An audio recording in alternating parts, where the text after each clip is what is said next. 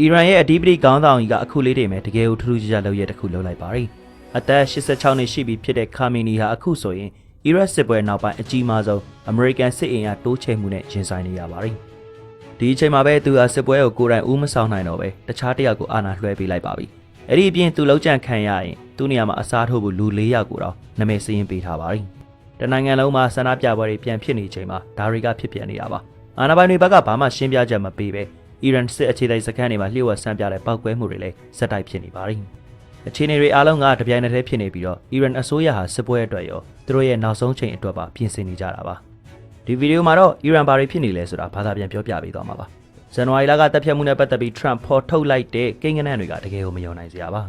ါဒီနေ့မနက်မှာပဲအီရန်အနောက်ပိုင်းကအင်မန်အလီစစ်အခြေစိုက်စခန်းမှာပောက်ကွဲမှုတစ်ခုဖြစ်ခဲ့ပါရီမိခိုးတွေတက်လာပြီးမှအာဏာပိုင်တွေဘက်ကဘာမှထုတ်မပြောခဲ့ပါဘူးတနိုင်ငံလုံးမှာဒီလိုလျှို့ဝှက်ပောက်ကွဲမှုတွေဖြစ်နေတာရက်အတော်ကြာနေပါပြီဒီတစ်ခါပောက်ကွဲမှုကတော့တီဟီရန်ပြည်နယ်ထဲမှာဖြစ်ပြီးလူနေရပ်ကွက်တွေကတော့မိခိုးတွေနဲ့မိတောက်တွေကိုမြင်နေရပါရီပောက်ကွဲမှုက IRGC လို့ခေါ်တဲ့အီရန်တော်လိုင်းအဆောင်တပ်ဖွဲ့ရဲ့မြေအောက်စစ်ဖက်ဆိုင်ရာနေရာတစ်ခုနားမှာဖြစ်ခဲ့တာပါတီဟီရန်ထဲမှာတော့တစ်ခုခုဖြစ်နေတာသိကြပါပြီဒါဖောက်ခွဲဖျက်ဆီးမှုလားမတော်တဆမှုလားဒါမှမဟုတ်ကြိုတင်တိုက်ခိုက်မှုလားဆိုတာအစိုးရကဘာမှထုတ်မပြောပေမဲ့ဒီလိုဖြစ်ရတွေကနေတိုင်းပိုစိတ်လာနေပါရီအီရန်ခေါင်းဆောင်ပိုင်းကတော့ဆွေးနွေးမှုတွေရှိနေပေမဲ့လည်းအမေရိကန်ရဲ့တိုက်ခိုက်မှုတွေကမကြာခင်ရောက်လာတော့မယ်လို့ယုံကြည်နေပါရီအားလုံးကအမြင့်ဆုံးသတိပေးချက်ထုတ်ထားပြီးဒုံးကျည်ပစ်စင်တွေလေကြောင်းရန်ကာကွယ်စနစ်တွေကိုနေရာအနှံ့ချထားပါပြီဒါပေမဲ့အန်အောစရာကောင်းတာကတော့အဓိပတိခေါင်းဆောင်အာလီခါမီနီကိုတိုင်ကဒီပြင်ဆင်မှုတွေကိုလုပ်တာမဟုတ်ပါဘူးသူကဒီအာဏာကိုတခြားတစ်ယောက်စီလွှဲပေးလိုက်တာပါဒါမြင်မှုသမျှထဲမှာအထူးခြားဆုံးအပြောင်းလဲတစ်ခုဖြစ်ပါရီနယူးယောက်တိုင်းရဲ့အဆိုအရခါမီနီဟာသူ့ရဲ့အမျိုးသားလုံခြုံရေးအကြီးအကဲဖြစ်တဲ့အာလီရာရီဂျာနီကိုအာဏာအကုန်လွှဲပေးလိုက်ပါပြီလာရီဂျာနီကအခုဆိုရင်အီရန်သမ္မတထောင်အာဏာပိုရှိနေပြီးစစ်ပွဲပြင်ဆင်မှုတွေကိုဦးဆောင်နေတာပါဒီလူကဇန်နဝါရီလတုန်းကဆန္ဒပြပွဲတွေကိုအကြမ်းဖက်နှိမ်နင်းခဲ့တဲ့သူဖြစ်ပြီး1989ခုနှစ်တုန်းကတရုတ်နိုင်ငံရဲ့တီယန်နမင်ရင်ပြင်တပ်ဖြတ်မှုကိုနမူနာယူပြီးအီရန်မှာအသုံးချနေတာပါသူကစစ်ပွဲစီမံကိန်းတွေကိုရေးဆွဲတယ်ဆန္ဒပြသူတွေကိုနှိမ်နင်းတယ်နျူကလ িয়ার ဆွေးနွေးပွဲတွေကိုကိုင်းတွဲသလိုရုရှားတရုတ်ကာတာနဲ့အိုမန်တို့လိုမဟာမိတ်တွေကိုလည်းသူပဲစီမံနေတာပါအခုတော့တနိုင်ငံလုံးနီးပါးကိုပါထိန်းချုပ်ထားတယ်လို့ဖြစ်နေပါပြီဒါဟာအီရန်အစိုးရရဲ့ထုံးစံအတိုင်းပါပဲမကြာခင်ကရဟတ်ရင်ပြတ်ကြပြီးတေဆုံးသွားခဲ့တဲ့တမ်ပရာရိုက်စီကိုမှတ်မိကြအောင်ပါသူတမ်ပရာမဖြစ်ခင်ကတီဟီရန်ရဲ့တားတက်သမားလိုလူသိများခဲ့ပါရီအကြောင်းကတော့ဆန္ဒပြပွဲတွေဖြစ်တိုင်းသူကပဲအကြမ်းဖက်နှိမ်နင်းခဲ့လို့ပါဒီအစိုးရရန်နေရတဲ့မှာသွေးစွန်းမှသာအာဏာရနိုင်တာပါလာရီဂျာနီကလည်းဒီလန်းစဉ်အတိုင်းသွားနေတာပါခါမီနီကအာဏာလွှဲယုံနေမှာကပဲသူသေးသွားခဲ့ရင်ဘယ်သူတွေစက်ခံအောင်မလဲဆိုတာကိုပါအဆင့်40အထိပြင်ဆင်ထားပါရီဒါပြီးခဲ့တဲ့နှစ်ကအစ္စရေးကအီရန်ရဲ့ထိပ်တန်းခေါင်းဆောင်တွေကိုတပ်ပစ်ခဲ့တာမျိုးပြန်ဖြစ်လာမှာကြောက်လို့ပါတစ်ဖက်မှာအမေရိကန်ကိုပါရိုက်မယ်လို့ကြုံရနေပြီမဲ့တကယ်တမ်းမှာတော့သူတို့အသေးခံမှုပြင်ဆင်နေကြတာဖြစ်ပါရီအဲ့ဒီပြင်ပြည်တွင်းမှာလည်းဆန္ဒပြပွဲတွေပြန်စနေပါရီရှီယာအစ္စလမ်ထုံးစံအရလူသေးပြီး40ရက်နေ့ပြည့်တဲ့နေ့မှာပဲလူတွေပြန်စုဝေးကြရကနေအစိုးရစန့်ကျင်အော်ဟစ်မှုတွေဖြစ်လာတာပါအခုလဲဇန်နဝါရီတပ်ဖြတ်မှု40ပြည့်တော့မယ့်အချိန်မှာလူတွေလမ်းမပေါ်ပြန်ထွက်လာပါပြီဒီတခါတော့အစိုးရကအရင်လိုမဆောင်တော့ပဲပထမဆုံးနေကလေးကကြီးစံအစ်စ်တွေနဲ့ပြစ်ခတ်နှိမ်နင်းနေပါလိမ့်ဒါအီရန်အစိုးရတကယ်ကိုကြောက်လန့်နေပြီဆိုတာပြသတယ်လို့အမေရိကန်ရဲ့စစ်အင်အားတိုးချဲ့မှုကလည်းတကယ်ကိုကြီးမားပါလိမ့်လက်ရှိမှာအမေရိကန်ရဲ့လေကြောင်းစစ်အင်အား40ရာနဲ့50ခိုင်နှုန်းအထိအဲ့ဒီဒေသကိုရောက်နေပါပြီဒါဟာလည်းအီရတ်စစ်ပွဲတုန်းကအင်အားမျိုးနဲ့ညီမျှနေတာပါအီရန်ဘက်ကတော့ဝါဒဖြန့်ဗီဒီယိုတွေကိုထုတ်ပြီးချင်းချောက်နေပြီမဲ့တကယ်တမ်းမှာတော့သူတို့ရဲ့အနောက်ဘက်နယ်စပ်စီကိုဒုံးကျည်စနစ်တွေနဲ့စစ်လက်နက်တွေအပြင်းထန်ရွှေ့ပြောင်းနေပြီဖြစ်ပါတယ်ဒီလက်နက်တွေကအနီးနားကနေအလဲလက်အကွာဝေးတွင်ပြင်းပြင်းထန်ထန်တိုက်ခိုက်ဖို့ပုံစံထုတ်လုပ်ထားတာဖြစ်ပြီးသူတို့တွေကလက်တုပ်ပြန်ဖို့အတွက်အသင့်ပြင်နေကြတာပါနောက်ပြီးအီရန်ဟာရုရှားလောက် S-300 လေကြောင်းရန်ကာကွယ်ရေးစနစ်တွေကိုဖြန့်ကျက်ချထားတာကိုလည်းဂျိုဒိုတပ်ပုံတွေကတစ်စင်မြင်နေရပါတယ်တကယ်တော့ဒီလေကြောင်းရန်ကာကွယ်ရေးစနစ်တွေဟာပြီးခဲ့တဲ့ဇွန်လက12ရက်ကြာစစ်ပွဲအတွင်းမှာအသုံးပြုခဲ့ပေမဲ့တကယ်တမ်းမှာတော့တိတ်ပြီးအသုံးဝင်ခဲ့ပါဘူးအဲဒီထဲကအများစုဟာပျက်စီးသွားတာဒါမှမဟုတ်အသုံးမရတော့တဲ့အခြေအနေကိုရောက်သွားပြီလို့သုံးသပ်သူတွေကယူဆထားကြပါတယ်ဒါကြောင့်ဒီနေရာမှာမေးစရာတစ်ခုရှိတာတွေကဒါတွေကတကယ်ပဲအလုပ်နေသေးသလားဒါမှမဟုတ်အယောင်ပြတွေလားဆိုတာပါ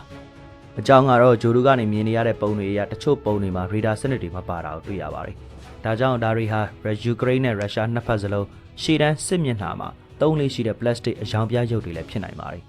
အစစ်ပဲဖြစ်ဖြစ်အတူပဲဖြစ်ဖြစ်ဒါဟာတင်းမာမှုတွေအမြင့်ဆုံးအဆင့်ကိုရောက်နေပြီဆိုတာပြသနေတာပါဒါတွေမကသေးပဲအခုချိန်မှာအီရန်နိုင်ငံအတွင်းမှာဘလောက်တောင်ရှုပ်ထွေးနေသလဲဆိုတဲ့တက်သေးတစ်ခုရှိနေပါတယ်လွန်ခဲ့တဲ့2ရက်ကပြတ်ကျသွားတဲ့အီရန်ရဲ့ F4 တိုက်လေယာဉ်ကိုမှတ်မိကြအောင်ပဲထင်ပါတယ်အဲဒီတုန်းကဆက်ချိုးရင်းမှုကြောင့်လို့ပြောခဲ့ပေမဲ့အခုတော့ အဲ့ဒီ F4 ကို IRGC ကသူတို့ဘာသာပစ်ချလိုက်တာလို့သိရပါတယ်သူတို့ကဒါကိုပြီးပါကကျူးကျော်လာတဲ့လေရင်လို့ထင်ပြီးလေကြောင်းရဲ့ကာကွယ်ဒုံးကြီးနဲ့ပစ်လိုက်တာပါလေရင်ကပျက်စီးသွားပေမဲ့ကန်ကောင်းလို့ချက်ချင်းတော့မပြတ်ကြသေးပါဘူးဒါပေမဲ့လည်းလေရင်ရဲ့ဘိန်းစနစ်တွေပျက်စီးသွားခဲ့ပါတယ်အဲ့ဒါကြောင့်လေရင်မောင်းကပြန်ဆင်းမှုစူးစမ်းတဲ့အခါကောင်းကောင်းမဆင်းနိုင်ပဲလေရင်မောင်းတည်ဆုံးသွားခဲ့ရပါတယ်ကန်ကောင်းထောက်မစွာနဲ့ပဲတွဲဖက်လေရင်မောင်းကတော့အသက်ရှင်နေပါတယ်ကိုယ့်ရဲ့အဖွဲ့အစည်းအချင်းချင်းမှားပြီးပြစ်ကတ်တာဟာပဲစစ်တပ်အတွက်မဆိုးရတဲ့ကိစ္စဖြစ်ပေမဲ့လက်ရှိမှာတော့အသုံးပြုလို့ရတဲ့တိုက်လေအနေငယ်ပဲရှိတဲ့အီရန်အတွက်တော့ဒါအကြီးကျယ်ဆုံးရှုံးမှုပါသူတို့တွေတိုက်ခိုက်ခံရမှာကိုဘယ်တော့ကြောက်လန့်တကြားစိုးရိမ်နေတယ်လဲဆိုရင်သူတို့ရဲ့ကိုယ်ပိုင်လေရင်ကိုတော့မှပြန်ပစ်ချတဲ့အထိပြရခတ်နေတာပါအခုသမ္မတထရမ့်ဖော်ထုတ်ပြောကြားခဲ့တဲ့အချက်နှစ်ချက်ကလည်းတိုက်ခိုက်မှုတွေဖြစ်လာဖို့ဘယ်တော့နီးစပ်နေပြီလဲဆိုတာကိုပြသနေပါတယ်ဒါတရားမျှတတဲ့သဘောတူညီချက်တစ်ခုပါအီရန်ပြည်သူတွေဟာအီရန်ခေါင်းဆောင်တွေနဲ့အများကြီးကွဲပြားပါတယ်ဒါတကယ်ဝမ်းနည်းစရာကောင်းတဲ့အချက်ပါလူတောင်းတဲ့ကာလအတွင်းမှာလူပေါင်း3200လောက်အသက်ခံရတယ်လွန်ခဲ့တဲ့နှစ်ပတ်ကသူတို့တွေဟာလူပေါင်း800ကိုကြိုးပေးတတ်ဖို့လုပ်ခဲ့ပါသေးတယ်လို့တချို့ကတော့ဂရင်းစင်တွေနဲ့မြှောက်ပြီးလူမြင်ကွင်းမှာကြိုးပေးတတ်ခဲ့တာပါသူတို့ကလူပေါင်း838ယောက်ကိုကြိုးပေးဖို့ပြင်ဆင်နေကြတာကြောင့်ကျွန်တော်ကသူတို့ကိုသတိပေးလိုက်တာပါမင်းတို့လူတယောက်ကိုပဲဖြစ်ဖြစ်ကြိုးပေးတတ်လိုက်တာနဲ့ချက်ချင်းအပြစ်ခံရမယ်လို့ပြောလိုက်တာပါကျွန်တော်ကနှစ်ပတ်လောက်ဆောင်ပြီးညှိနှိုင်းနေမှာမဟုတ်ပါဘူးအဲဒီနောက်မှာတော့သူတို့ကြိုးပေးတတ်မဲ့အစီအစဉ်ကိုဖျက်သိမ်းလိုက်တယ်838ယောက်လုံးကိုမတတ်တော့ဘူးပြောရမယ်ဆိုရင်တော့ဘယ်သူမှအသက်မခံခဲ့ရဘူးလို့သိရပါတယ်ဒါပေမဲ့ကျွန်တော်အီရန်ပြည်သူတွေအတွက်တကယ်ကိုစိတ်မကောင်းဖြစ်ရတယ်သူတို့တွေဟာငရဲလို့ဘဝမျိုးမှာနေထိုင်နေကြတာပါလို့သမ္မတထရမ့်ကဆိုခဲ့ပါတယ်ဒါအမေရိကန်သမ္မတတယောက်အနေနဲ့ဇန်နဝါရီလတုန်းကတည်ဆုံရသူအရေးအတွက်ကိုပထမဆုံးအကြိမ်အတည်ပြုပေးခဲ့တာဖြစ်ပါတယ်လူပေါင်း3200မှာဒါကိုတေချာစဉ်းစားကြည့်2ရက်3ရက်အတွင်းမှာလူပေါင်း3200အသက်ခံရတယ်ဆိုတာ2026ခုနှစ်မှာရုံးရခက်တဲ့ကိစ္စပါအစိုးရအဖွဲ့ကဒီအရေးအတွက်ကိုလူသိရှင်ကြားထုတ်ပြောလာတာဟာတိုက်ခိုက်မှုတွေလုပ်ဖို့အတွက်နိုင်ငံရေးအရာထောက်ခံမှုကြောင့်တိစောက်နေတာလည်းဖြစ်နိုင်ပါတယ်အခုလိုတပ်ဖြတ်မှုတွေကိုရပ်တန့်မှုအတွက်လူလူရဲ့တုံ့ပြန်မှုကိုပြင်ဆင်နေတာမျိုးမဟုတ်ရင်ဒီလိုကိန်းဂဏန်းတွေကိုထုတ်ပြောမှာမဟုတ်ပါဘူးနောက်ပြည်သတင်းစာရှင်းလင်းပွဲအပြီးမှာမိုက်ကိုမပိတ်မိပဲထွက်ပေါ်လာတဲ့အတန်းဖိုင်တစ်ခုလည်းရှိပါတယ်အဲ့ဒီမှာသမ္မတထရမ့်ကလူလူကိုမသိစေချင်တဲ့အကြောင်းအရာတစ်ခုကိုမတော်တဆပြောမိတယ်လို့ဖြစ်သွားခဲ့ပါတယ်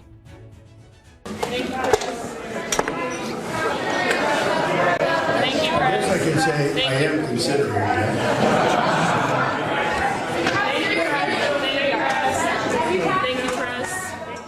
ဒီစကားရဲ့အတိတ်ပဲကတိုက်ခိုက်မှုတွေဟာအချိန်မီဖြစ်လာနိုင်တယ်ဆိုတဲ့အတိတ်ပဲပါ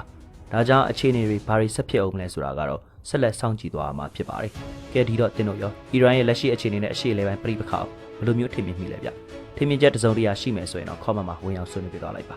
အဆုံးထိလိုက်ပါကြည့်ရှုအားပေးတဲ့အတွက်လည်းအားလုံးကိုကျေးဇူးတင်ပါတယ်ခင်ဗျာ